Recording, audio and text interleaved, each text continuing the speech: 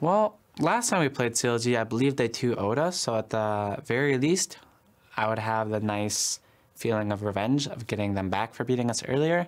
And on top of that, that would signal our flight to Vancouver, because then we'd be in the top 4, and the top 4 get to play in Vancouver, and I really want to be able to do that, because one of my teammates, Johnny, is from Vancouver, and it'd be cool, you know? I want to go see his hometown. I've never been there. That's super nice stuff from Hai, you know. He's always very supportive of his teammates. And turns out CLG did 2-0 them again, but 2-0's not enough for the best of 5.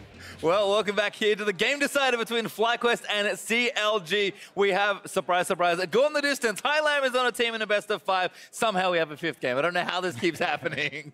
It's ridiculous. I mean, honestly, the first 2 games were so dominant from CLG. I thought it was going to be the clean 3-0, but, you know, a great level 1, gets them some momentum. They close out that game, and the next game was just really smart planning in the early game with the double camp leash, plus great play throughout the rest. Yeah, winning lanes with the Rengar. Those are all things that came together to really get this early game ball rolling for FlyQuest. Well, let's see what happens here in Champs, because this is a crucial one to get correct here. CLG on the blue side for this final game. FlyQuest over on the red. Malzahar ban, Aurelion Sol ban. These are all the things we expect. The questions are, what are the adaptations moving into this first phase of bans? Because Rengar is just sticking out on the FlyQuest side as something CLG don't want to give away. And there's even a change here. Rumble banned 2nd by CLG. Well, they do have side selection here, and that is the advantage. FlyQuest, knowing the importance of Rengar, which is 4-0 now in this series, it's going to get taken away. So that is a change in the pick bans. They're going to have to leave something else open. Perhaps Camille. Yeah, definitely a lot of top lane options still left on the table. Oh, there goes one of them. Shen off the table. Would CLG even be willing to first pick a Nautilus if it was left up, though? I think they take Camille, but we'll see. Like, I mean, Nautilus is open. The Lulu would have been an easy first pick for CLG, but that's gone. So, you know, now they're kind of forcing them into that choice. Balls also has not had a lot of success on Camille, so you could leave it open, saying, "Hey, you can't really play it." Yeah. First pick Graves is apparently the answer for CLG. So we'll see what FlyQuest want to do here for their first 2 picks of this final game. I mean, the Nautilus is up, and I think that Balls on Tanks has been really good for them. That being said, you know, they showed success with both the Renekton as well as the Rumble already. And you've essentially already given over the better jungler to CLG. Are you willing to also give away this top laner that has been banned out time and time again? Because if you do not pick it here, you know, it's not guaranteed that Darshan will, but certainly has the ability to and has had some good carry performances. Yeah, I mean, honestly, though, maybe FlyQuest want Darshan on a slower moving champion, so it takes them longer to join up with the rest of the team. Tank isn't very effective if he's not there at the beginning of the fights. And if you do lock in that Camille, Poppy is available. We have seen FlyQuest run that matchup before as well, so that is something that they could look at. Well, I like this from FlyQuest, actually, just straight picking the duo lane that performed so well in the final game and continuing to take Ashe away from Stixxay. So Karma, Ashe there, their first 2 picks. CLG, if they want Camille, probably have to pick it now. I do expect us to see a Poppy come out if this is the option. A Nautilus would be strong here too, but I do think that FlyQuest has shown the propensity to pick that matchup, even when Camille was super overpowered. Yeah, especially after the nerfs to Camille coming in. I definitely think that is a matchup they're willing to take. CLG, though, if they do lock it in, and they do, looking to commit to that split push style. I mean, Camille does still take a little bit of help to get through the early game. It's just, you know, once you get those items coming through, well, it really takes off. Yeah, I'm going to be really interested to see FlyQuest phase 2 bans as well after the next pick here, because although Stixxay lost, he did more than, I think, triple the damage of the Ashe last game. He was very close to actually taking over that game on Ezreal. He was very, very strong. And, you know, do you target things like the Caitlyn, like the Ezreal, trying to take Stixxay off one of those threats? Because if that was a closer game as far as gold, I think he does take I think so as well, but there's an army for CLG to go with the Camille, and Renekton is actually the pick that Balls wants, not the tankier pick like the Poppy. They continue to ban Vlad away as well, so Stixxay will have an AD carry option open in either Ezreal or Caitlyn, unless they horrendously misclick in their phase 2 bans. And I do think that Renekton can match up well with Camille, especially if you, as long as you're not behind by Trinity Force time. I think you do very well in the early game. You can be quite strong. You still have extremely powerful gank assist and can set that up. And then a couple more jungle bans coming in against Moon, but Moon is the guy who has the Pocket Evelyn. It definitely has the Gragas still, has been one of my favorites actually of his champions that he can definitely delve into. So I don't think these bans are gonna hurt him that much. No, but it would be very exciting to see something like that Evelyn come out in a game 5 if he has confidence on it, or to see if he goes to Shaco. Yeah, I was going there next as Kobe gets stuffed in. Well, there's Ariana actually banned for CLG, so I really like that little ban here. I think they're going to counterpick for high, but it kind of depends on what they're thinking of playing. If they're also trying to hide a jungle pick, they'll probably want to counterpick it as well. So this should tell us a lot about what FlyQuest want to do here. And they've taken away one of the safer blind pick mid laners. So if you wanted to leave your jungle for last, that is now made more difficult. He's doing it. Straight to Evelyn. I mean, it makes sense. Moon, he's performed so many times on this champion. If you're in this sort of situation, you know that your whole team, but especially your leader high, is just saying, dude, you're great at Evelyn, just pick it. We're going to win this game. Yeah, I'm really curious to see what build he goes with, too, because Evelyn has a lot of options. It's very easy to be flexible in it. Yeah, I was going to say, I want to see a gunblade! That's where I was leaning towards. He could go super offensive with it. Stixxay, one of the old specials here for him. Definitely regaining a bunch of ground after the buffs to play the Ruin King and everything. Loves to build that first. And you can play some pretty unique builds as far as the lifesteal tank type setups on that Kalista. Game 5, forcing out some more. Oh, Echo! Here, babe. Oh, and who he's Echo. The champion they pulled off their double TP play with, and one of the assassins that he has been very good at taking over team fights with as well. CLG has made a clear statement with this draft. This is a 1-3-1 setup. Yeah. You have your Kalista to keep your Nami safe, your Nami to disengage for your other. All right, here we go. You have the 1-3-1, 2 assassins in the mid lane. We finally get High to have his assassin matchup, and who he's the one to take the challenge. Well, Talon for High is going to be the final pick for FlyQuest, and this drop couldn't signify the styles of these teams anymore. Game 5, baby! It really brings out what people feel comfortable on. What are you going to go to in crunch time? It's a beautiful thing, seeing all these players bring out these picks in the most important game of the season for them. And that will test the macro play of CLG, their cool under pressure, the elegant play they've shown for so long, versus the raw aggression of FlyQuest. They've won the last 2 games going full steam ahead. I don't know what speed is above that for this team, but they will show us here in this game.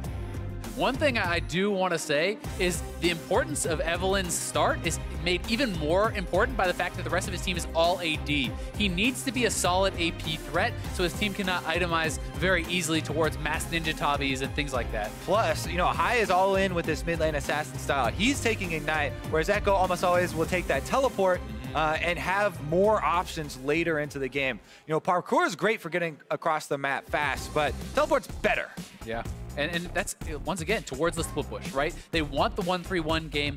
CLG does not need to really make something happen in the early game, I feel like. There's much more pressure on FlyQuest. CLG should look to play safe, farm it out, set up their 1-3-1. FlyQuest needs the aggression, and they need it early. And these teams would not have it any other way in a final game, but only one of them can win. Oh, really? So we'll see whose style is going to look a lot better here. Best of 7. Let's keep going. Don't do that to Elimination. He's got the 3 things so down pat. 3 games, 3 matches, 1 last game here. CLG FlyQuest all the way to game number 5. So interesting, too, when you have series push to game 5 like this, in the possible setups for the reverse sweep, is FlyQuest really able to keep it going? They have, people talk about momentum all the time, and they're definitely feeling more confident with recent wins. But CLG, no, this is the last stand and their last chance at getting further in the playoffs. And also repeating their MSI success from last year. That was, the peak of CLG success was MSI last year. They need to win here to keep going, to fight for that dream. Well, it looks like their future opponents are already weighing in on the result of this potential game. Both Bjergsen and Hornso, who these teams will play. Well, CLG is actually coming down to collapse here. Really nice here. Who are we going to start it off? Elimination. The triple flash force already for FlyQuest. CLG trying to get the damage done early. Smithy not quite enough bullets left. Ebb and Flow is there, but the Rake going to force them back. CLG looking to get some early kills for themselves there, but everybody does get out alive. Flashes in mid lane. Don't say it too soon. Elimination, gonna get the Q down. They're gonna get flanked though. This is super dangerous from CLG. And it's 130 now. Minions are already coming down. Moon is in, the damage is good. Afro's gonna be forced to flash away. Moon doesn't follow Flash. So aggressive from everyone here at level 1. Okay, so both supports, no flash.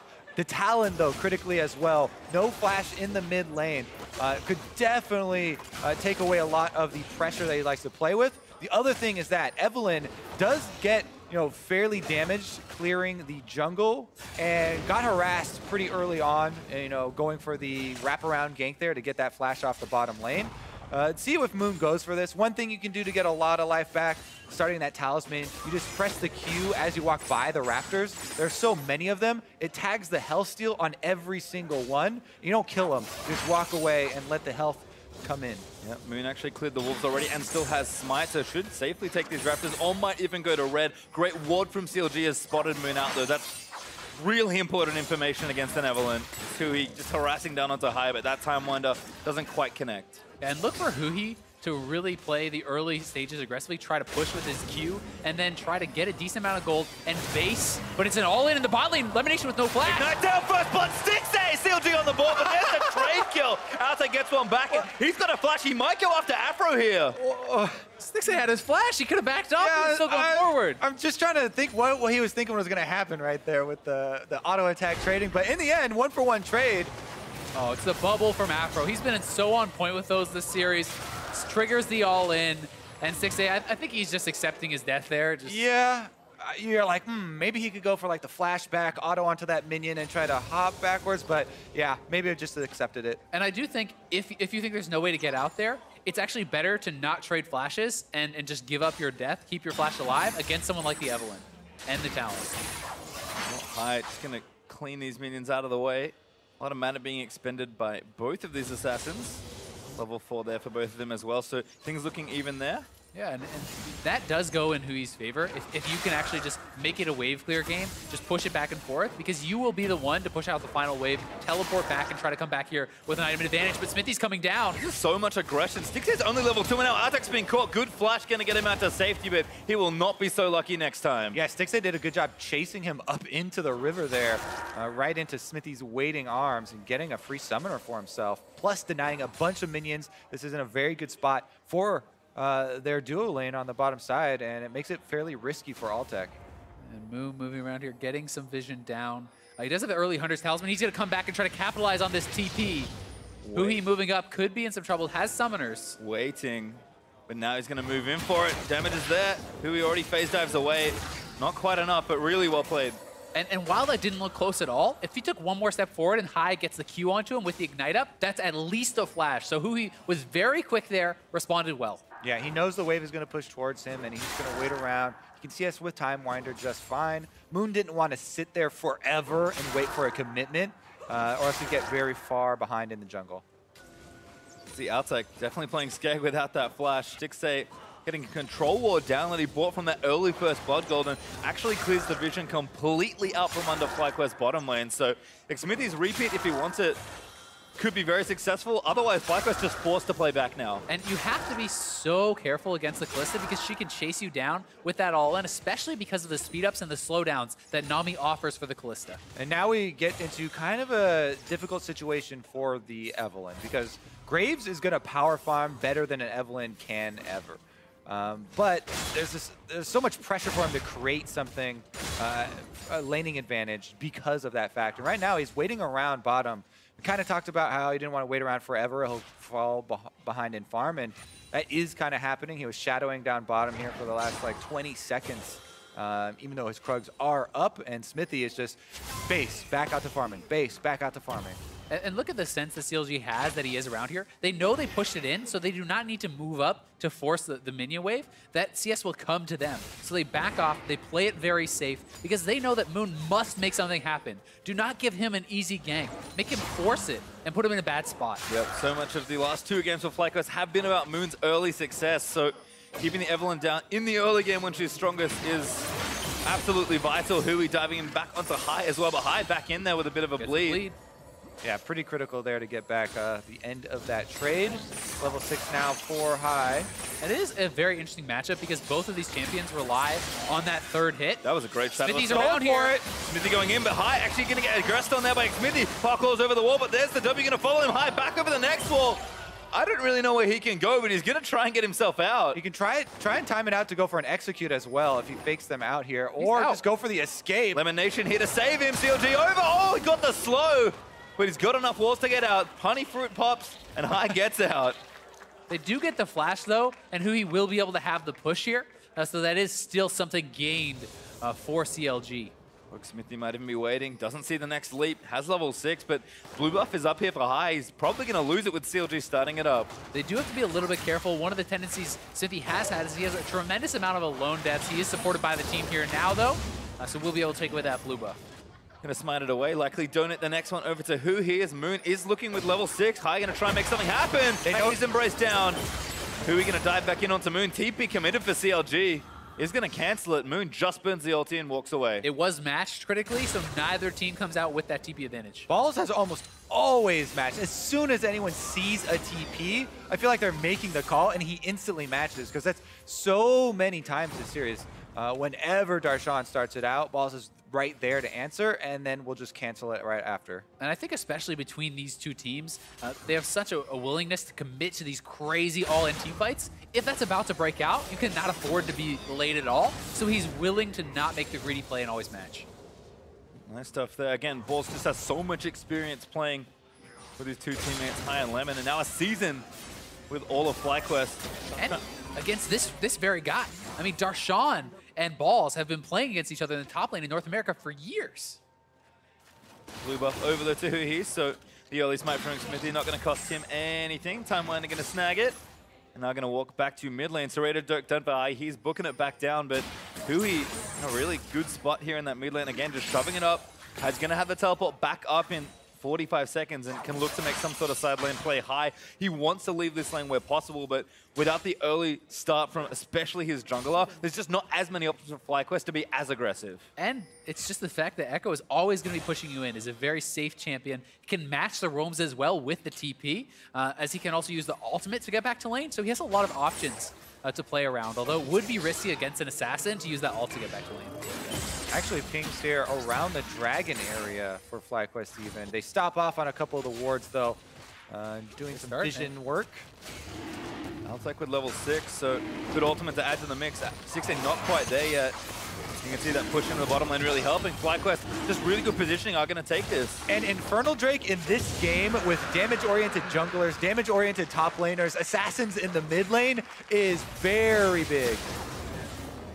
Stun there for Balls onto Darshan. Zips out of the way from under that second Q, I believe. And it looks like our next Drake is in line with the tension of the series, because Infernal number 2 will be on the way shortly. Yeah, puts even more pressure on it. I will say that the early game has gone the way that CLG would like it to. They're the ones who want to set up a split push. They're the ones, I think, that have the better setup for the late game, with Camille starting to outscale that Rengar in the 1v1. Hui with a teleport to split push. So things are looking nice for them in that regard, but FlyQuest obviously right in there. Big amount of damage from Darshan, actually. Balls trading nicely, but looks like his jungler is not behind him. They have Camille ult. Balls does have his splash, but he's got to use it carefully. Now Camille ult is going to lock him down. He pops his ultimate, but he's got no help here. Darshan maybe going to get low here. Balls going to try and fight it out, but he doesn't have it. Smithy snags the kill. Looked like he accepted his death there as well. Didn't want to burn the flash in attempted escape, because the flashes from CLG could come through after that as well. And Moon will at least be able to soak up that farm. Actually, Balls has his teleport, so that would create a desync if he decides to use it. They could just make the call, hey, Moon, soak this wave, and I'll walk my way over there if they really feel like having that teleport will be important for the bottom lane, which is crucial. Yeah, it definitely could be. Especially, when you only have one teleport against double TP, it feels really bad if you don't have either available, because you can very easily send your jungler bot, double TP on a wave, and look for that 5-man dive. Well, it looks like Balls is going to let Moon have a bit of that XP and move his way back, holding that teleport. Moon with the Runic Echoes. Now, Finish goes back with a controller, but again, he's just been farming, which is fine, and he's got a good amount of CS, but still not affecting the lanes just yet. One cool little thing to note in this bot lane is the positioning of Aphromoo. He is standing intentionally ahead of Stixxay for that incoming Ash Arrow anytime that they could be at risk for having that come in. That's because you can use the Face Call from Kalista to pull out your support and save him. So although he doesn't have a cleanse or something, look at how he's standing. He's always there to soak up that incoming arrow. Soaks up Poke as well, as you can see, as Moon actually did sneak down here. Xmithy, though, also in the area. Hawkshot going to try and get some information. Does spot Xmithy, but Moon is just creeping forward on the Evelyn. If they go for this, they have to kill someone very fast because Smithy is near and there's 2 TVs available, but Moon is behind them. This looks like a great setup. Arrow in onto Aphromoo, but now they're going to go after Stixxay. Knockup comes in, but it's not quite enough. As Altac flashes forward. Double TP! Isn't quite going to go, but Stixxay almost goes down. CLG looking to close it down as Stixxay gets assassinated by Lemon. High makes his way down, but the Echo's already killed the AD carry. High gets stunned in the parallel convergence. Balls actually went for the teleport interruption rather than the teleport answer this time around, which is very intelligent move because now they do have that extra cooldown, and in the end, both AD carries being traded. High was able to make his way down there eventually with his parkour, but actually, I do think that was favorable for FlyQuest considering both teleports for CLG now on cooldown. And more bot lane summoners were expended. You know, CLG with a quick disengage, but Moon honestly set this up so well, getting fully behind the CLG bot lane, and he walked back in after he had escaped, and Lemon Nation nails him with the empowered Q right there. And you just feel the pressure that Stixxay is under. I mean, he is one of the stars, if not the star of CLG. He's such a good carry player. But he got first blood, but it was a trade kill. He's the first one to go down in that fight, and he knows he's kind of getting picked on. Like, the pressure is on this guy's shoulders, and he's performed before, but it's tough looking. Definitely still have to, you know, give the respect to the support players as well, even though it's just a Karma over there. Just a Karma, able to thread the needle and make sure it's a 1v1. Those Mantra Soul players are very, very powerful. It's interesting to look over at Huhi and how defensively he is itemizing. He's picking up, you know, the Ninja Tabbies, the Seekers, and going the most defensive part of the Proto Belt with that Kindle Gem. So he's going to be very hard for High to take out. He just wants to slow down the game, slow down the progression, and get into the side lanes. And he still had enough damage to clean up the kill on the bottom side. So it didn't cost him not building the extra damage so far. Gets the bleed. Xmithy here in the mid lane, though. Shadow Assault out. Just going to get him to safety, but good bit of pressure. Again, Xmithy really been in the right places for a lot of these lane trades. And look at this. They are attacking balls once again. He has a ward this time around, though, so he can see them come for this collapse. I don't know about this pressure on turrets. They could actually bring a red buff Graves to destroy it pretty quickly. And one of the nice things about a play like this is Hui does not fully commit. They back him off, and now they have zoned balls off the XP. But High's going bot side, trying to make a counterplay. True to FlyQuest style, they're going to go for a play on the opposite side of the map. Actually, Ball's snuck in there, too, to defend. Going to find him on the Croc, Jagged embrace down on the Stixxay. Moon flashes forward, he needs the kill. There's a knock-up's going to happen, but High takes out Stixxay. Afro falls as well. High collects the double kill on Balls. Is he going to barely get away from this game? Goes in, the tower damage, not enough. Xmithy gets the trade kill. Moon played that so well, he actually flashed over the Nami wave, avoiding that stun, allowing them to clean up the double kill. And Altex shooting that angle down out to the outside, almost misses, but it ends up clipping Aphromoo as well. And they're able to pick up the kills and turret on the opposite side. What a trade. It is the first turret, but that said, CLG may clean up 2 turrets here. So fighting back, they should come away with a gold lead. But still a trade though, because Infernal's up in 5. High able to save that turret, but Fly are likely to get the next Dragon. In fact, Lemon Nation gonna force a flash onto Hui. Now snared up. High needs to get in there, but the ulti's down. That's gonna seal his down. I think Shadow Assault's in. Lemon Nation gets another kill. Lemon Nation is on a rampage here. Ganks mid lane, gets the flash, the ult, and the kill onto Hui. Wow, they get Infernal Drake #2. This game is out of control. Yeah, Hui just got his hand caught in the cookie jar. He wanted to finish off that last bit of health on the turret. Not only does he not do that, but he's not there to fight for the Infernal. The double scaling advantage will be so big, and here's this play again on bot side. CLG a little bit unlucky to get caught here, and watch the flash from Moon over the tidal wave. Does not get stunned. So well done. The Evelyn invisibility really the key here because they saw High coming and he throws the bubble. He's able to lock up High, but didn't account for the Evelyn. They sweep around the outside and they're able to pick them both up due to that arrow hitting as well. The fact that High grabbed both the kills here too is pretty much exactly where you'd want to go.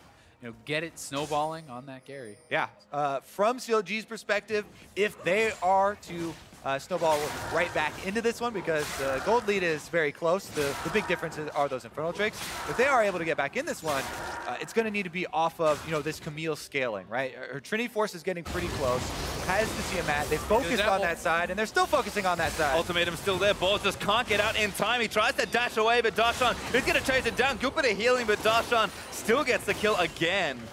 It is becoming a bit problematic that they're not actually defending balls on the top side. They are trying to roam up and make a counter play. We'll see if they can catch him. This game is just full of pain trains now. Everybody goes up to the top side after he dies. Now they're going right back mid as they are alerted to the roam. It's never a fair fight, Kobe. Well, Xmithy has done a great job helping pressure these lanes. You can see 2-0-2 involved in almost every kill for this early part of the game for CLG, but FlyQuest, still a team that will play in your face for as long as possible. High, skulking down towards that bottom side, looking for a target. Moon doing the same. This is the tag team that's going to carry FlyQuest through this mid-game. Yeah, definitely true. And it just reiterate Azel's point earlier about the armor stacking as a possibility. It is crucial that, you know, Moon does get some of the gold here to be that AP threat. Already you can see 4 Ninja Tabbies are purchased here on CLG's side. They did not hesitate.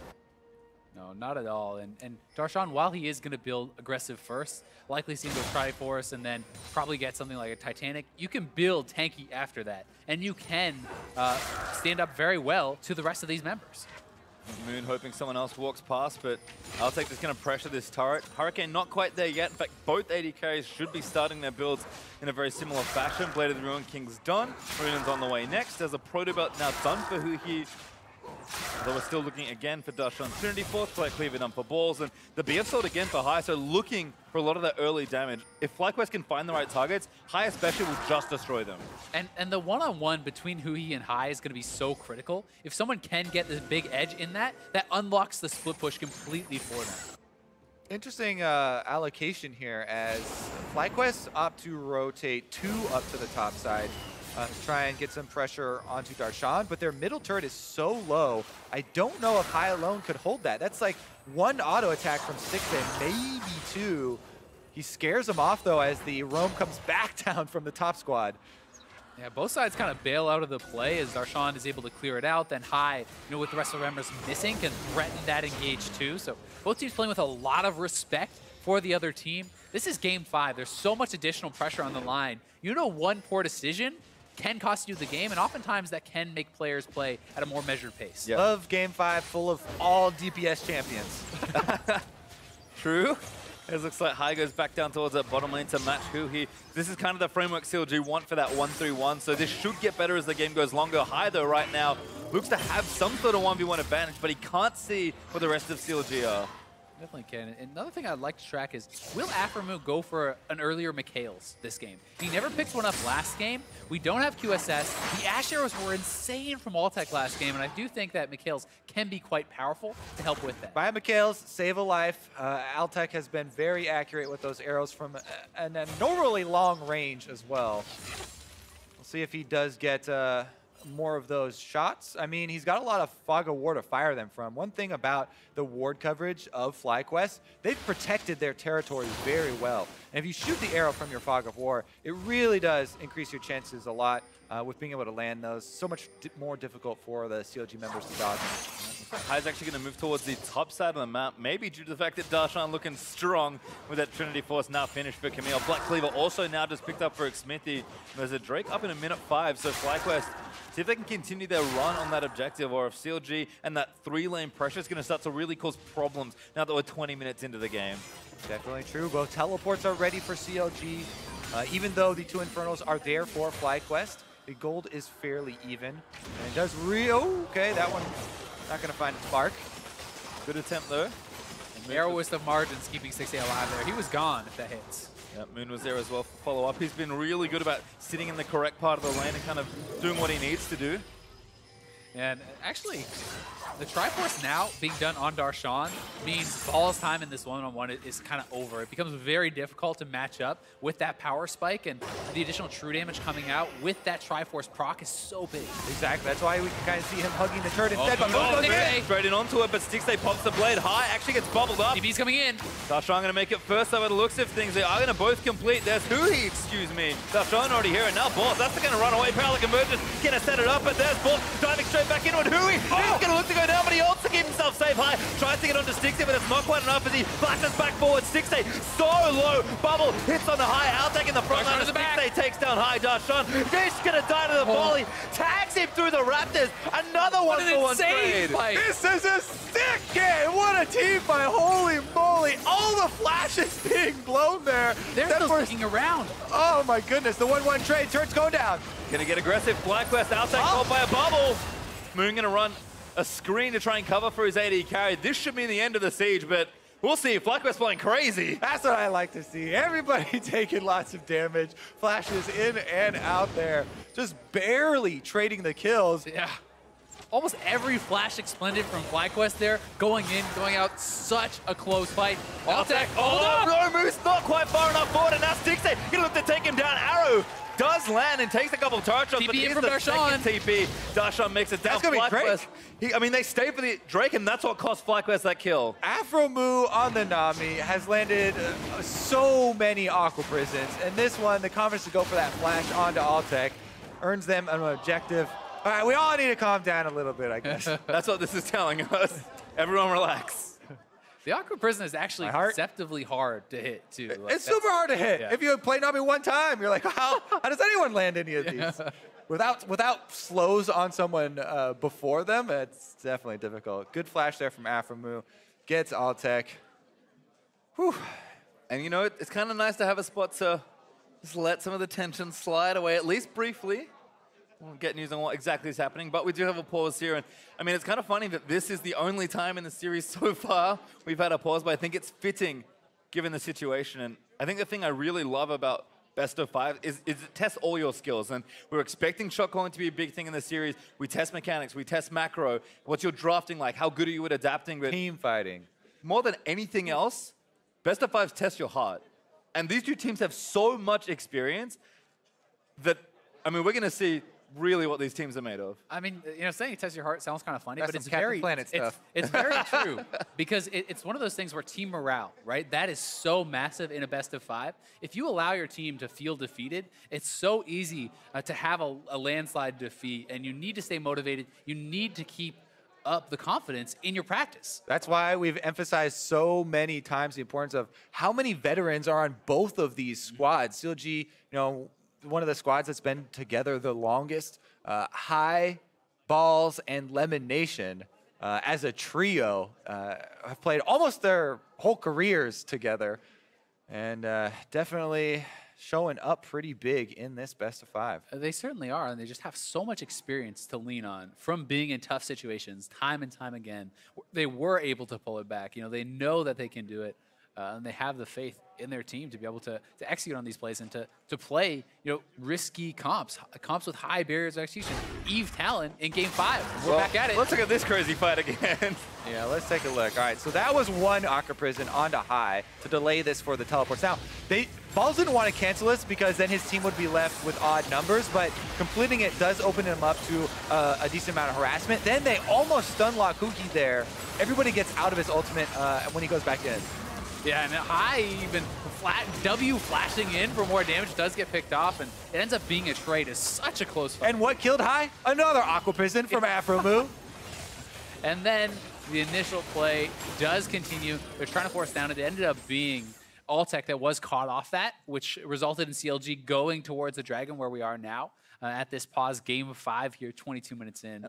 It's really tight. And I think it is important to highlight Afro's play has been exceptional on the Nami all series long. And High, you know, kind of doing what he needs to do. Certainly looking a lot more comfortable now that his team's picked up some momentum. I know we called it the shot caller stream when we were looking at the old stream for the first 2 games, but that kind of undersells other qualities that these players have. Like, leadership is very important in moments like this, and that's the other thing that the captains of your team bring. It's, you know, being a cheerleader and boosting that morale. And once again, High and Afro will be tested at every single level. I really do like that distinction because these guys are two of the best in-game leaders and out-of-game leaders that we have ever had in the North American LCS. Just a quick update as well. Altec had a problem with his screen, so that's what we're kind of investigating into. Apparently it froze. Very difficult to play when that happens. It happens to me a lot, but it's usually gray, so I don't really know about that bug. Seems a little weird. Yeah, I get that bug too sometimes. The classic. Me, never. I've never actually. I don't know what you're Never talking made about. a mistake. Never died. Don't know what it's like to lose. That's Kobe. All right, so, I mean, back to the state of the game, I do still think, despite the Infernal Dragons, if you choose, one team to kind of take their spot, I do think CLG is still in a better position, taking the compositions and their kind of goals in this game into consideration, setting themselves up well for the 1-3-1. They have a good amount of gold on both of their split pushers, and I think it's going to be more on FlyQuest still to execute on plays. And even though, we keep talking about, oh, there's so much damage in these games and all these guys are running these DBS champions, small amounts of armor are going to go a long way for the CLG squad. And you talk about the team comps, that might end up being a factor for them. That being said, it's not like there's a tremendous amount of diversification across the other side. So Lemon Nation as well got a lot of kills on the Karma so far, so he's going to add some magic damage. And I mean, both sides really are going to be packing those small amounts of armor and resistances. Yeah, the armor is going to be very helpful. One thing where I do think it can make quite a difference is for guys like Altec. If Huhi can land a late game combo on you, and you don't have something like a Maw, like a Mercurial, like some of that magic resist, you can go down so fast. Like once Echo is at like Lichbane type status, it's ridiculous how much damage you can do. When there's so many assassins and so many mobile champions in the game, it becomes very difficult to play one of those AD carries that doesn't have their own dash, that is one of those low mobility carries. One of the things I also love about the combo that they have here is you use the Camille ult, it sets up very easily for the Echo stun. You're trapped in there, you cannot escape that follow-up, and that makes it even harder for a dashless AD carry. It's right inside. It's just like playing blocks when you're 5 years old. Put the circle inside of the hexagon, Certainly right? tough to get trapped. Looks like we are a couple of minutes, so not too far away from resuming the game. Looks like things are going well, fixing Altec's issue, whatever he was having there. I think we've talked a lot about kind of the compositions and the scaling. I'm kind of curious, like, what does a winning teamfight look like for, say, FlyQuest? Because it seems difficult to break up the 1-3-1, and that's going to be the challenge moving into the late game. It's catching someone with an Ash Arrow, it's getting flanks, it's full commitment to a fight while the split pushers are not there, or it's a collapse on the split pusher and taking them out. You need to be extremely decisive. On top of that, one of the best qualities that Moon has displayed in the LCS this season especially is his flanking abilities. And I think that really does come from, being born as this Evelyn main player that has played like thousands of games of Evelyn and solo queue as his main champion. Forget all that stuff. Let's get back into the game. All right, let's go. Drake over to CLG. They'll get their first of this game. It is an Ocean High trying to defend the push that's coming down the mid lane, but deflects that one pretty effortlessly. Darshan, they're going to get a turret, and things starting to open up for CLG. A gold lead now forming of almost 2,000. And Darshan also is going towards Ravenous Hydra, not Titanic. That is more of a 1v1 build rather than the team fight burst. You sustain up, you can outlast and outtrade this Renekton. Definitely true if you're not worried about getting 100 to zeroed, which I don't Brave think man. he is. I mean, there is a Talon with a Dust Blade that's just finished, so we'll see just how brave Darshan can afford to be. But FlyQuest right now just kind of defending CLG's siege attempts here. So Scuttlecrab on the left side is going to go down over to them. FlyQuest without a Drake to play towards, probably moving their power towards this left side as well. High, I think it wants to be in a side lane, just kind of continue to farm and maybe catch somebody out. But again, CLG will have the advantage in the side lanes due to those 2 TPs, although which they do have right now. Yeah, here's some of that flanking we're talking about from Moon. Trying to get in there from the side, but nobody's sticking out here for CLG. They know that everyone has to be careful for the initiation. Altec looking for the arrow. Ooh, actually going in. That might be a little too far. Gonna jump in on him and do some damage. He's snared down, invulnerable with the Zhonya's. Gonna have to burn the ulti quickly. No, goes down to Moon. A lot of it too far right there for Hui. Goes right in on them. And, Altec holds on to the arrow because he knows that's a commitment. And if anyone else from CLG steps up, they'll get nailed. He actually had so much time to ult back out of that. Like, that is an unacceptable death. I mean, he dove into that. You see there's 4 people there. You press R, you're back out. They still get in for that one auto onto the turret. which is kind of curious. Altec does have Arrow. I mean, I know they sent high up to the top side to farm the minions, but they just let that one go down afterwards, and CLG still get money out of it. Blue buff getting stolen as well. Darshan has really just taken over this right-hand side of the map. Gonna even get the Grump as he kind of waits for the wave to move back towards him. Balls is playing so far back towards that turret. Yeah, and he has to. He's going to have to for the rest of the game unless he has that support, which can make it very difficult. And Huhi going down does allow High to have time up here on this top side, but CLG is moving up. I actually just gonna dodge out of the way. I've solved the mystery, by the way. He didn't have his ultimate. It was barely not back. Okay. It didn't quite have it. Ulted back from base to get into the fight. I don't know why you dive that far if you don't have your ultimate, but it cost him a kill that seems very unnecessary. Makes a lot of sense. I couldn't quite see that on the monitor, but you know, it's such an easy play to make. Couple of low health turrets that FlyQuest have to choose between, and they're hovering between top side and bottom side right now, or mid lane right now. Both of those, if they just make a push for it, or if they get a pick, there can be a pretty big swing in this game. Especially with Baron on the map. And we know both these teams are willing to go for these very early Barons. FlyQuest has taken a lot of their wins in this series off of very aggressive Baron calls, and they will move straight towards it if they think they have a chance. I mean, Kobe mentioned earlier he loves Game 5s with all DPS champions. That also means that the Baron is a very easy objective to take down, especially with the 2 Infernals there for FlyQuest and the Mountain Drake coming up as the next one. So we can look to that objective as well. It's Huhi and High facing up. Smithy's here, going to leap into action. So is Moon, though.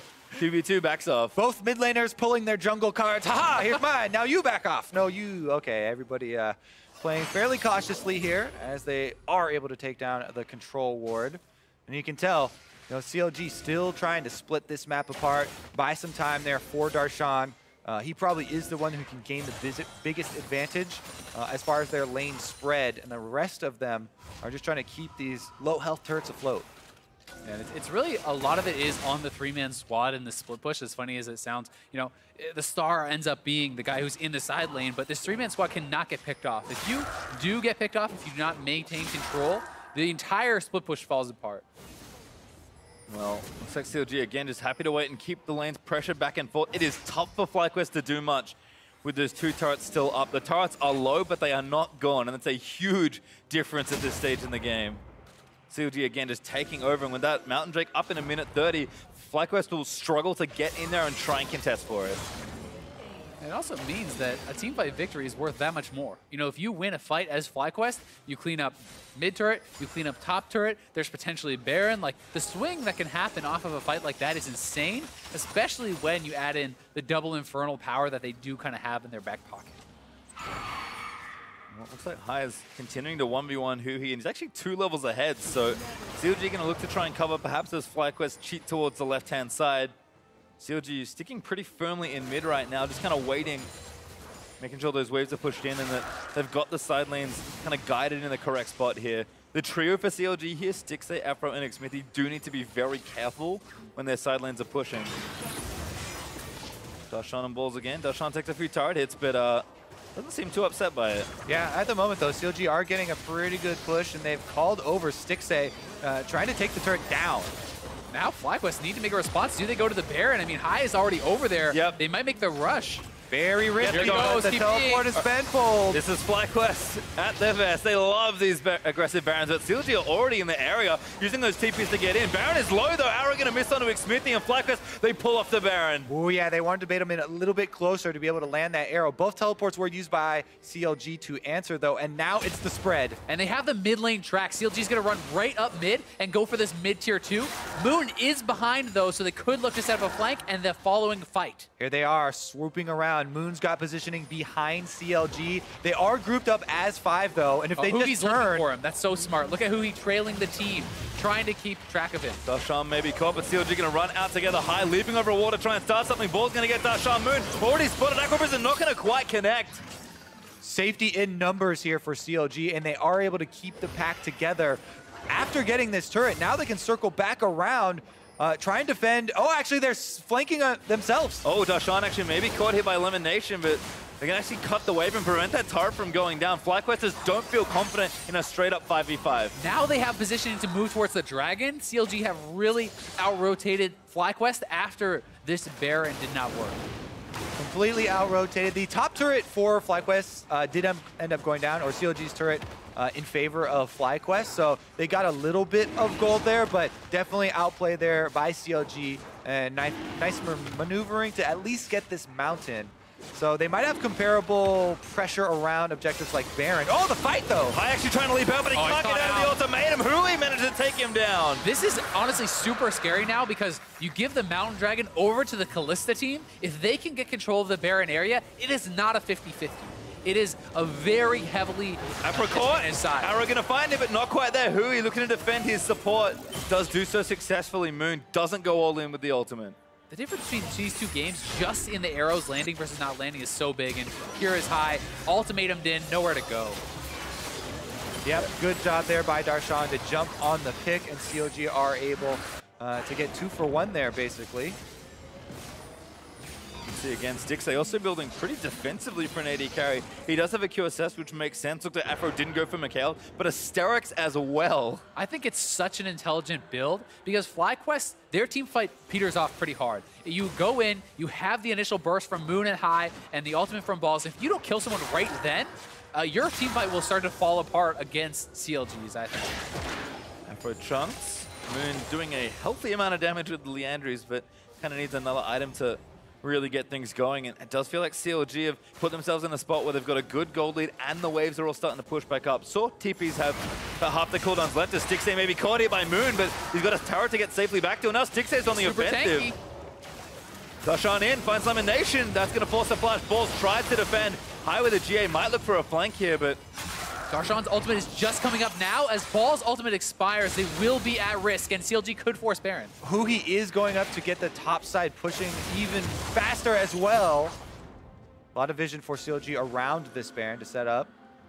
CLG again just so good at making sure they set up correctly around the map. But FlyQuest are a wildcard team. Lemonation going to be caught here by Darshan, but Altec going to lay the shots in. Darshan goes down instantly, and now High looking to dive back in, but he needs to get Stixay. Finds Smithy instead. Rake damage is almost enough to take him down. The Ignite isn't quite there. High actually does take him down. Jungler down. The YOLO Camille throw right here from Darshan. No defenses, and he just goes right in on Lemonation. Easy focus fire there from FlyQuest. And a pretty big punish. Now puts CLG in a very scary position. Baron. Yeah, they're going to start the Baron, and High has a GA here. They can team fight into this very easily. CLG may have thrown the game. Have to be careful though. Hui going to dive in, looks for Altec, dives straight in. Almost able to take him down. The time but not quite enough. High though on the Stixay on the other side, but Hui goes down. Balls barely stays alive, and now Stixay, he's trying to be the hero for his team, but High is going to take him down. Altec gets the kill. FlyQuest now back on the Baron with 4 from CLG dead. And in game number 5, such a close game. FlyQuest come out with the victory in their own jungle. Afro steals this Baron. Okay, it's not going to happen. Lemonation gets low. Baron over the FlyQuest, and this game turns right back around. They almost aced them out of their own jungle into a Baron.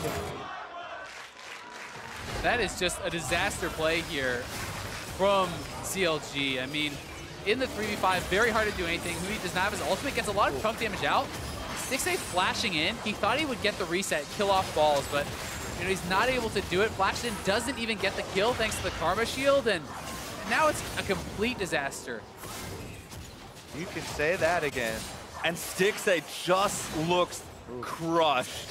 He can feel the weight of this game on his shoulders, and High, when he is happy, he is terrifying to play against. I mean, it's not the best play from Stixay, but really, you have to look at Darshan. Like, what was that engage? They saw the entire team around, then they step out of vision for 1 second, and you all in blind onto Lemonation. Over a wall that the rest of the team follow. can't get through, yeah. It's just brutal. I mean, CLG, they do still have the 1-3-1 advantage, but FlyQuest have the tools they need to perhaps close out this game. Yep, CLG really want to stall it out now. High's going in. He wants to try and bleed out Hui. Huge amount of damage done as he procs it. But FlyQuest just playing around the map. Camille still has a good track on that bottom side, so Balls has to kind of stick there and move the minions back in. But he's got teleport. FlyQuest, if they see an opportunity, they can take it. And having that healing debuff for High with the Executioner's Calling in the one-on-one, Hui's ultimate actually counts as a heal. So that is actually debuffed, I do believe, by that Executioner's Calling and will make a big difference in an eventual one-on-one. FlyQuest still with just under 2 minutes of Baron left. Gonna try and knock down some more turrets. You kind of said it earlier, Isaiah, on that FlyQuest. When they win a team fight, they'll generally win big from it. This game, back to even as far as gold goes, and if FlyQuest can open up even more with this Baron, this game to be close to done for CLG. Yeah, I mean, CLG, they want to spread the map, they want to hold on, and the side lanes are still the story. Yeah, I mean, as much as that was a pretty big disaster for them, we got to see how much FlyQuest are able to take with this Baron buff. Because as you keep saying, Azel, this side lane Camille still has a lot of split push power, and CLG still have a lot of options. Double teleports are available again for them. It's tough. The map's just a little too open for FlyQuest to really overcommit to anything when CLG have their globals. I mean, look how long that bottom lane is that Balls has to deal with. Like, Darshan is continuing to pressure, and FlyQuest know that if we overextend and make a mistake, we're going to lose inhibitors. That's not a winning formula for FlyQuest, even though they have Baron.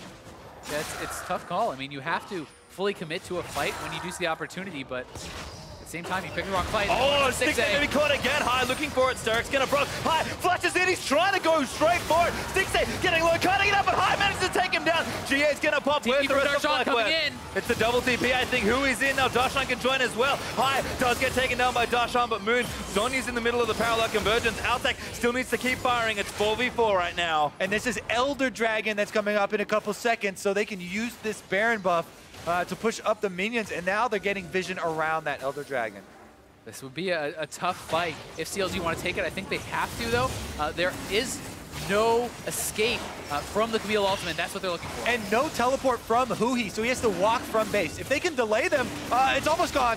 Altec looking for it. They're going to try and take over the wall. Smithy, maybe that's a steal. Balls looks for Afro a bit, forces a flash out. Like Smithy goes straight in for it. I think he's going to go down here. Redemption not going to be caught. He slips on the other side. Hui dives straight in. Big stuff with the parallel convergence. Moon locked up there as well. Huge one. Gets the kill. Dragon over to FlyQuest though. And now Hui's dead as well.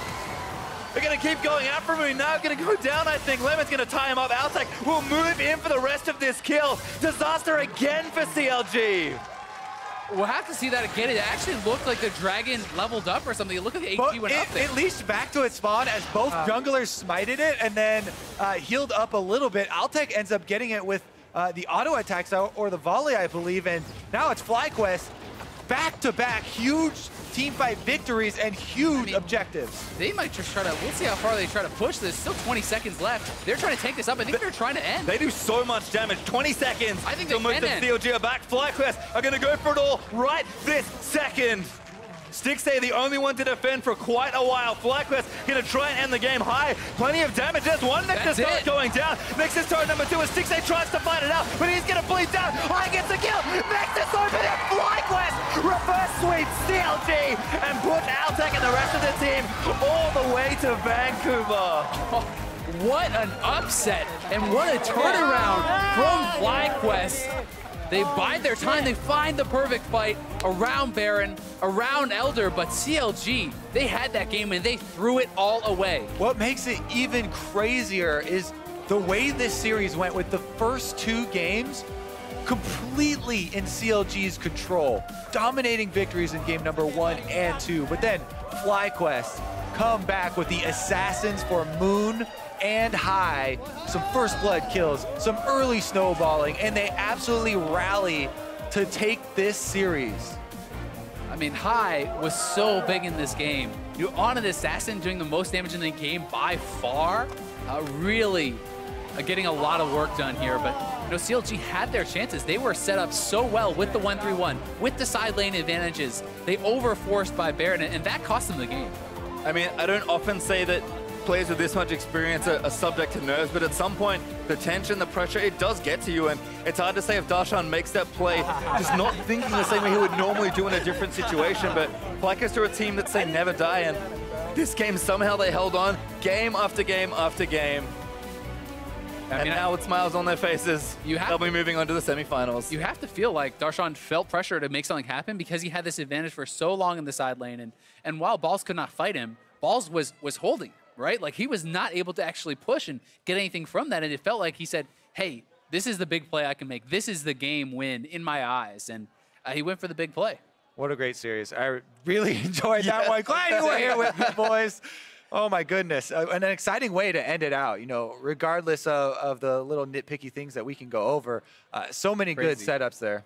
I mean, I think that series had everything we wanted. It has a high reverse sweep in there, combo picks for everyone in that final game. Like, it's just, I mean, I think we have to go all the way back. Afro said it's taxing to play against High. Pretty taxing to play that series. Like, again, CLG are a team with so much experience and time together, but at some point, it just breaks. Like, you can't play that well for that long. And games 1 and 2 look very different from 3, 4, and 5. Yeah, I was going to say, it's taxing to play against Afromu. Did you see the first 2 games as well? Those ones looked like, you know, completely other way. Such credit to the FlyQuest guys as far as morale, you know, and mental stability in a best of 5, you know, long series like that. Yeah, the mental fortitude is insane to actually come back from that and then be up against it in game 5. You know, very few ways to win the game, and to still pull it out is incredible. And, you know, people counted them out completely in this series, myself included. You know, I thought it was going to be CLG for sure, and now, you know, who knows? Sky's the limit for FlyQuest. They're going 2 more matches left. As soon as they get 1 reverse sweep, 2 more until they're gods. they all become way easier after that. Yeah, exactly. It's just like the gauntlet. We talked Things come at 3. We talked a lot about that trio again, High, Lemon, and Balls, but credit to the younger players on this team as well. Moon and Altec. I mean, Altec's been around for a while, but 2 19-year-olds, Moon, one of his worst performances last season, now coming in looking so good. And Altec, a player that a lot of people have questions about, especially when you're playing someone like Stixer, who is so good. They had 2 great games in the back half of this season. Yeah, you have to say, this year, this spring split just has been such a revival for Moon as a player, and just came back in a very big way. I mean, Deathless in this last game, pivotal in both the Rengar wins. He was massive this series. Certainly looking great. But to hear more about that series, we're going to head stateside where Jat has an interview with a couple members of the victorious FlyQuest. Hey, thanks, Pace, for your time. The High Moon combo, congratulations on the reverse sweep. Hi, I want to start quickly with you. You've been through a few reverse sweeps before. How does it feel to do it again? Is this one different than the previous ones in the Gauntlet a few years back? Well, I didn't really see it coming, but, you know, the Riot wrote the script, so we just had to follow along. It kind of sucked to start 0-2, but, you know, you guys told me we'd take the next 3 games, so I was fine with it. Yeah, and Moon, also playoff series victory for you coming back from 0-2. How does it feel to make it into the semifinals? Man, after we were down 0-2, I just got like flashbacks to NRG where we got shit on 0-3. So I was like, man, we really got to pick it up because I did not want to have that happen again. Like, I really want to go to playoffs and try to prove myself as a player. All right, so I have to ask from your perspective, what happened? You were down 0-2, and then you came back in Game 3 and just progressed throughout the series into what was a really close Game 5 as well. How did you stick through it in this long, grueling series? Well, for me, I felt like the first 2 games we just had I feel like it was a lot of draft problems. Like, we didn't have any playmaking, so I felt like, and they had Rengar. They had a lot of playmaking, and we didn't have very much at all. So I felt like I was kind of stuck farming and like protecting people, and I think that's just not how we want to play as a team in general. Like, we want to be the team that's doing shit, and we want to be the team that's initiating stuff and making the first play. And because of draft, I think we couldn't do that. All right, and Hi, you were also in this comeback as well. How did you identify what was going wrong and correct it for games 3, 4, and 5? Well, the first step was to ban Aurelion Sol. Apparently that guy's really good at that champion. I didn't think he was that good. Apparently he's really good at that champion, so that wasn't that fun. And then as the games progressed, we just learned how to play the game better as far as like versus that team. Like, we understood that we had to be initiating the fights against them because when they start the fight, they're really good at that. But when we start the fight, we're a lot better at that than they are. So we switched things up and changed our game plan throughout the game. It just took 2 games to figure out what to do. So let's hope that doesn't happen against TSM. Yeah, it's a process, and you guys do play TSM next. And I want to talk a little bit about playoffs because it's a bit of a new start to the season. And you guys started off the regular season so well and then struggled a lot in the middle of the split. How did you kind of prepare over these last 2 weeks to try and get back to that form you had early on in the season? To prepare for the playoffs, we did what we did the entire split. We lost every scrim. We lost every single scrim. We came in strong. So we just got to keep losing, I think, and we'll win playoffs.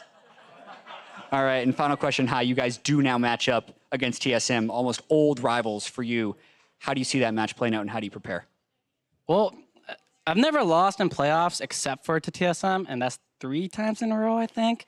So I kind of don't want that to make it a 4th.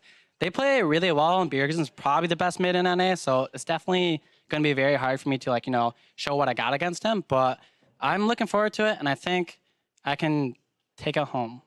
Also, Bjergsen isn't the best mid in NA. Hi is. Yeah, it makes me feel better, you know? Teamwork OP, congratulations on the thrilling comeback, guys. Best of luck in the semifinals. We're going to send it over to the desk to close out the day. Thank you very much, Jack. Great to hear from both Moon and High in the run back here against CLG. 5-game series, but they do it. The upset, and they're moving on to play TSM. So it's not like the road gets any easier. But, man, what a great way for the series to end in just a really, kind of like gutty, gritty, skirmishy Game 5 where kills were going everywhere and everyone's on comfort champions. I mean, that's exactly what we were saying about this series heading into it. These are two of the most aggressive teams, one of the bloodiest two teams in the league, and then we get a crazy Game 5 to wrap it all up. It really had everything with good early game play, good macro play, and then a couple crazy team fights at the very end. My favorite part is how the series just kept developing, where it's like, Game 1, oh my god, Aurelion Sol's really powerful. They ban it out. Game 2, oh no, FlyQuest doesn't have any way to start fights and Moon's stuck in the jungle. And it's like, hey, you know what? Rengar's really damn good. Then they pick it blue side, then they get it again, and then the final game, it's like, no Rengar, everybody comfort picks, everybody back up against the wall. We're even seeing like Talon come through for High. We're even seeing Camille for Darshan, which I would consider comfort because he was one of the first people to pick it up. And I'm just like, everybody is just trying to be in a good spot for this last game and play to their strengths. And it was the closest of the series by far. You've got Moon on Eve, you've got Stixay on Callista. I mean, I was very excited to see a lot of these champions locked in. Most importantly, though, I have to remind you both that you were incorrect in your predictions here. I said if anything happens, Moon takes off.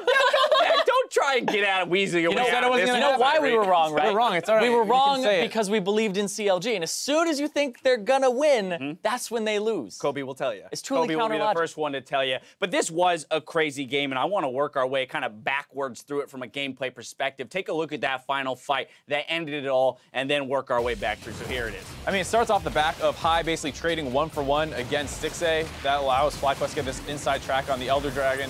And then you see CLG making kind of desperate moves to try and get involved there. Smithy goes over early. That stalls out for a little bit onto the Elder Dragon. Then Huhi goes in, and they misposition themselves trying to stop the Elder Dragon so much. That's an easy fight for FlyQuest to clean up. Yeah, it's still also Moon who does secure the Elder Dragon there. So he does end up getting on top of that. And I think that that's something that was a little bit missed there because he did still show up big in that fight. Absolutely, and it was mentioned that he'll have to continue to be a top performer for this team if they plan on going any further in the playoffs. But I think that fight there at the end kind of showcased, or at least very well explained or kind of emphasized how much this series teetered on a knife's edge there in Game 5, where any fight could have gone one way or the other and really put the nail in the coffin. Speaking of which, just a few minutes prior to this, 32 minutes into the game, we've got a Baron fight here. CLG maybe overreaching just a little bit. Yeah, this is Darshan going in and just trying to flex. And I feel like this is when you're very far ahead. You just try to brute force because it hasn't been making progress in the last 2 or 3 minutes. And you're like, all right, let's go. And they got completely caught off guard. They lose the jungler and top laner, and then they're free to start this Baron up. Yeah, it's really the case where you're just getting over-eager. You had a great move previously to get that bottom turret down. You're feeling good. You have the vision control around the Baron. They face check. Darshan goes over, but there's no one on his team that follows that easily. The only person you really can is if you like throw a Nami over the wall, which is obviously not the correct usage of a Nami there. So this allows FlyQuest to start off this Baron. Is a decent contest by CLG given the fact that it's 3v5. Huhi does a good job kind of chunking out multiple members of FlyQuest getting them low, but the big mistake here is Stixay. They can save his flash and play this slower. They don't need to commit there. If Stixay hangs back, forces them to re-engage in the Baron, you still have the Nami and Callista. I think there's 2 big misplays there. I think that Stixay one is big, but I also think the position of the parallel convergence from Huhi is not far enough in. It's too shallow. If you can actually put it near the Baron pit halfway through, then you're able to just change the positioning of everybody in the pit, even force them further back into the pit, which then puts them up against the wall for the Callista. Yeah, absolutely. But that's the thing. Within these plays, we can point out probably 100 tiny mechanical things that if they go slightly differently, and again, it speaks to the pressure and the environment that these players are playing in a Game 5 here, elimination match from playoffs, and then you go back to what we're talking about at the beginning of the day, the High versus Afromoose shot calling battle here, and how 5 games against High is fatiguing, mentally fatiguing, physically fatiguing, and at a certain point it did feel like CLG was grasping at straws more so than playing their methodical, planned out strategies that we've seen in the past. Yeah, they didn't have to get exactly. It was tough because I mean, your whole season rides up to this one team fight, and I think that's what CLG is going to look back on. A lot of those players are going to beat themselves up over those kind of small individual decisions that they were making on how they played that team fight out. Because if they execute that with the Darshan side, maybe they end the game there. Or if 6A and Huhi play a little better, maybe they hold on and they're able to take a more even-footed fight later in the game. And I want to look at like the game as a whole here for a second, because you think back, this was a top lane focus. Like the Camille is slamming the Renekton in that top lane with so much help. But then the bottom side of the map is the focus for FlyQuest. They get way more off of these kills. They get the first turret in this game as well, and they are just having so much put into the bottom lane by Moon on this Evelyn. Bottom lane is one of the harder lanes to gank because you have a Sightstone down there, you have wards all the time, but Moon is able to find great routes, and then High also is freed up with the talent to roam, so they have four-man bottom. Just in general, too, though, there was just a lot of great play. I mean, we saw there the flash over the Nami ult from Moon in the first clip there in the mid lane. Aphromoo, just the accuracy on those Nami bubbles across all 5 games. Oh, yeah. Stellar. Just everywhere you look, any player in this series here today, you could have picked a player or two to add to a highlight reel. Yeah, and I mean, you get to see how good CLG played from behind from the bot lane. Like 6A and Aphromoo did a good job bouncing back here, and eventually you see how hard that they decided to go onto 6A. This is right before that Elder Dragon that eventually won FlyQuest the game. Yeah, and then High's just going so deep there. The previous clip as well, like I think Lemonation had some pretty bad first few games in this series, but that last game ended up with some early kills, had 100% kill participation up until like the 17, 18 minute mark, and he was doing great work. Even in the previous clip, he flashes with Camille ulti on him to bring Darshan to the team to kill him. So there's like some like moves here from everybody on all of these teams here that I think everybody really had, like you said, a highlight moment at some point in this game. And while there were plenty of carry moments throughout the day, we'd like to recognize one player who stood above the rest with significant impact in netting their team to win. So we're naming Moon our player of the series. Games 2 and 3 on Rengar being the big reasons why. Yeah, that early game, like or you not mentioned, 2 and 3, 3 and 4. 3 and 4 on the Rengar, forcing CLG to go blue side. That changed up the way the entire game was playing. And then you saw game 5, that Evelyn performance kind of snowball off the bot lane pressure that they had.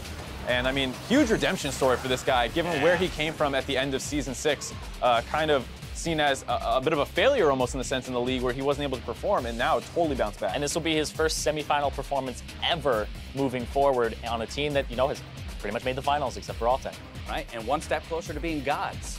So are they demigods now? Yeah, they're like in their just trials the to become the demigod status on their way to becoming full-fledged gods. The in reverse words of sweep Lemonation. demigods at the moment. Yeah, but again, like the way that they did it is very reminiscent of the gauntlet run that we saw C9 make when High came in as a jungler. They're like the Borg. The reverse sweeps for 3 series in a row. I don't know, do you think that FlyQuest would be able or capable of doing this similar thing, just again, in terms of a fatigue level, in terms of having to craft a 15-game run, essentially, to the finals? Does this squad, with veterans and some rookies who have shown inconsistencies, have what it takes to actually take an NALCS title? I mean, it's tough. It's obviously an uphill battle, especially against TSM, who's kind of like this brick wall in the sense where it feels like you have to pass like this bar to be able to beat them. That means you have to be like amazing everywhere with good early, mid, and late game. Like all these things need to go right. But that said, FlyQuest will be feeling themselves after this, have a huge confidence boost. And sometimes teams can come out a little flat when they've had essentially 3 weeks off, which is what TSM is going to be kind of dealing with. Yeah, and I totally agree with that. I just want to kind of dive in here for a moment because I think that this matchup up against TSM is really interesting because TSM is perceived as having a weaker bottom side of the map and not top-level performing jungler at the moment, where if Moon plays to his full potential and then they group up with High, maybe they do something with Bjergsen and then they move down bottom and then punish that lane exactly like they did today against Counterlogic Gaming, that could be a winning formula for FlyQuest against TSM. I'm not saying it's going to happen, right, but I think that it's something that they could possibly accomplish. There are paths to victory, and the path to the finals is getting all that much more clear. So with only 4 teams left in the playoffs, let's pull up the brackets to see how they'll face off. On Saturday, Phoenix 1 took down, or rather looked to take down, Cloud9 in their first appearance in a North American LCS semifinal, while FlyQuest and TSM match up on Sunday, for a chance at the championship bout in Vancouver. We already talked a little bit about that TSM FlyQuest matchup. Let's talk also about C9 Phoenix 1. Thoughts there? I mean, you have to look at the matchup that they had in Week 9 where C9's bot lane kind of destroyed Arrow, who a lot of people were saying MVP of the league, and then they kind of put a big asterisk on that one where it's like, oh, hold up, maybe not. They didn't destroy Arrow? They destroyed Stunt and Shady. They destroyed the bot lane. No, I'm going to fight you on this one. You're right. No, I'm just going to fight you on this one. You're right. They destroyed the bot lane. And those two people are like, Arrow had a really bad match. He was 0-0-2 or something. He's like 2-1-2 throughout that series. He has one death as well where they said, kill this KDA player and I'll chase him down. His support's 0-7, 0-4. I'm like, that's not on Arrow, man. I'm a 100% Arrow fanboy, so I'm with you there. Right, so not Arrow specific, bot lane the bot specific. lane. Bot lane specific. We saw that C9 heavily exploited the bot lane in the last time they matched up. And, I mean, you look at, as well, the fact that Contracts has looked at times a little unimpactful over the course of the series, and the Nori had a good bounce-back performance in the playoffs this time. All right, so that's what I'm if looking for you're in saying, so if you're saying that the bot lane obviously got smacked around a little bit by C9 in week 9, how did you feel about Phoenix One's bot lane performance here in the first week of the playoffs? Do you feel like they elevated themselves from where they were at week 9 and might be able to challenge C9 a little bit more in that game? Yeah, I mean, they actually kind of took apart their opponent's bot lane. So I think you saw a big bounce-back performance out of Arrow. Like, the whole team, just like week 9, P1 did not look like themselves, and so you see in the playoffs, they kind of look more reminiscent. Zig doing a good job in the top lane, being that kind of role player for the team, doing whatever they needed, and then it was really on Arrow and Rio being two monster I was like, carries. Those imports, man, they stepped up huge. Ryu, I think, was the big surprise there because we know he's good. We know he's damn good. We know he plays well in playoffs, but that was a disgusting performance from him in that series. Some things to consider here, right? FlyQuest up against TSM means that if they are able to take down the #1 seed, they have the opportunity to maybe go up against Cloud9 for a finals, which would be hilarious to watch both High, Balls, and Lemonation up against their old organization. But then also, I want to recognize the fact that in the semifinals, we do have 2 new organizations in Phoenix One and FlyQuest. So, I think in a region where we've become very accustomed to kind of the top-tier organizations always being the names that we see come those, first through 4th place matchups in playoffs, we're finally seeing a little bit of difference and some new orgs kind of sneak in. Yeah, I feel like 75% of the playoffs teams are like the ones that we typically see. But last year, you think we had Immortals twice, and they were a new organization last year in spring. So I don't think it's unusual, but I feel like having 2, like you said, that's what I'm saying. Is we the got 2 one instead of really just 1, right? Because Counter Logic Gaming dropped down. So right now, there's a possibility that for the first time since GGU, we'll have one team outside of the 3 with Counter Logic Gaming, TSM, and Cloud9 that's not one of those 3 in the finals. One FlyQuest finals? I mean, that'd be amazing. That would be I would weird. love that. Who knows? That would be Who weird. knows? You can find out next week, I tell you that much. Be sure to tune in for those matches next weekend and show your support using the hashtag HowILCS. We had some great submissions today, and here are some that caught our eye. First off, we have at TJ919 Ice Boy. What a name. boy. Yeah, cheering on FlyQuest with man's best friend. Kind of corgi. Love to see that. Also a Carolina Panthers fan, apparently. So a little bit of football sneaking in there. Then we have how do you wanted to Krajako or Krajako? All right, but multitasking for finals tomorrow. So watching the quarterfinals, prepping for the finals. I like that. A little bit of multitasking. Please pass your classes. And at Actual Substance also shared how they were avoiding studies. A lot of schoolwork going on right now, it seems like. I'm so out of sync with like what's going on in college. I'm like, they're doing finals. May or may not have done the same thing when I was in college, watching Jat, Freak, and 100% did the same thing. Oh, yeah. Not maybe did the same thing. 100%. Well, I'm glad that we had you guys watching with us today. The games are wrapped up, so there's nothing keeping you from hitting the books anymore. Get back to it. On to something a little bit more serious. I have a tease for a duos piece coming up, so I'll need you two, the 2 of you, to not interrupt me because Kobe ain't so good at that. Because their next installment focuses on the relationship between Cloud9's explosive top laners. Take a look. 스크림이라든지 경기를 하고 있을 때 약간 실수가 나오면 좀 약간 걱정되긴 해요. 이거는 만약 임팩트 형이었으면은 이거 되게 잘 대처를 했을 텐데 임팩트 형이 되게 독보적이잖아요, 위치가.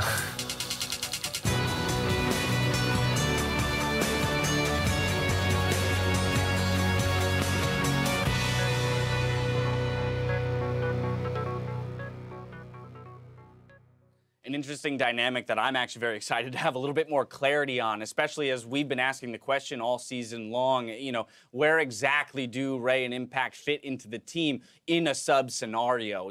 At what point is Ray the better decision over Impact and vice versa? Yeah, definitely something to look out for in that regard. And also the whole story of Ray coming over with Apex last year, having this kind of very greedy play style in the sense where he was selfish about what he wanted to play and how he played it. And then joining an organization like C9, very infrastructure heavy, and you're going to play the game the right way, this kind of stuff, and being able to get exposed to that kind of situation. Yeah, and to learn from a world-class top Yeah, player, exactly. Like, I remember having a walk and talk with Reaper at one point. I was asking him about the two top laners. It was like, you know, does somebody have anything to prove here? And he's like, well, Impact really doesn't have anything to prove. He's a world champion. They respect him. And also, it's a great environment for Ray to learn, because not only does he have Impact, he has Reaper, who used to be one of the best carry top laners in Korea. So he has two guys who can teach him a style of how to play those tanks, but also somebody who knows how to play that more aggressive style around a team. I love it. That episode of Duos will premiere on Tuesday, April 11th. So for an in-depth look of the entire weekend, I don't know, I just screwed myself up there. Separately, for a look at the entire weekend and the one ahead, make sure to join myself, Jat, and Irene for NALCS tonight. That's going to do it for us here. So on behalf of myself, the casters, and the entire live broadcast crew, thank you for watching, and we'll see you for the next week of semifinals.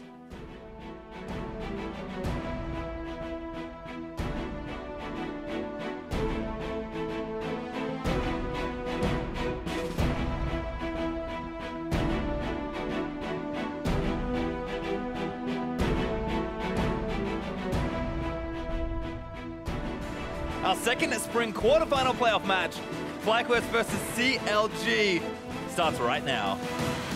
Here he comes to hit the bubble. Good bubble there. Lemonation could be in trouble. Hui going to roam his way down. Lemonation is going to be first blood there. Goes over to Hui. No, go.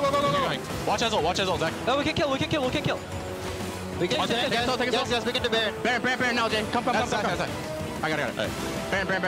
Alta going to try and turn it around. Stuns it onto Afro. Look at the sticks. They don't find the stunning. Alta aggressive. The heel's going to keep Afro alive now. Darshan down here as well. And Alta completely caught. Darshan swoops in for the secure. Waiting for Lemon specifically. Oh, Lemonation, goodbye. Oh. Nice. What a horrible nice side view here. In case you didn't really get the story of that game. Because he didn't realize how dead he was. If someone has a FlyQuest jersey, what the fuck? I doubt it. Where? No, really, see? Yes, FlyQuest. Oh, yeah, it's my sister. It's a guy.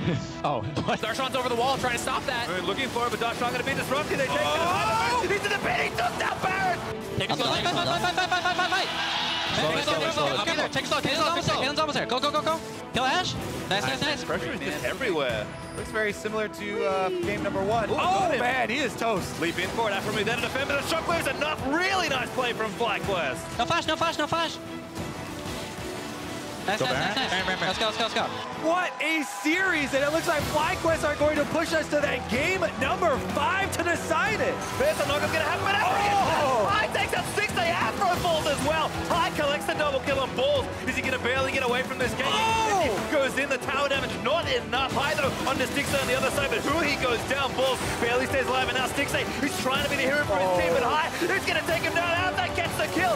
FlyQuest now back on the Baron with 4 from CLG dead. High gets the kill. Vector's over there. FlyQuest reverse sweeps CLG and puts Altec and the rest of the team all the way to Vancouver.